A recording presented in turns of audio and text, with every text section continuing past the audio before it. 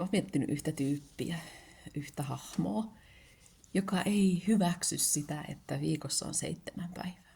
Koska 7 on pariton luku, ja se on niin epäkäytännöllistä esimerkiksi, jos jotenkin haluaisi vaikka pestä hiukset joka toinen päivä, niin aina tuntuu, että tulee joku sellainen päivä, että 2 kertaa pitää pestä peräkkäisenä päivänä hiukset. Mutta tämä tyyppi ei suostu siihen. Se elää niin kuin sille, että sillä on niin kuin 8 päivän viikkorytmi, eli kuukaudessa on 32 päivää.